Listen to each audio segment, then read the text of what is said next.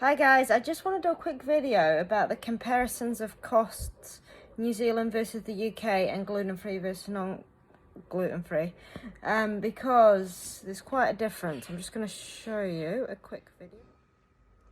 So as you can see, I'm just going to slowly go across. If you were living gluten-free in the UK versus New Zealand, you'd be 48% better off. So it costs 48% more here in the UK, in New Zealand, compared to the UK. Crazy, especially for families struggling.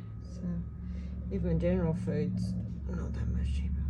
Anyway, if we were normal and not gluten free, it'd be 20% cheaper. But anyway.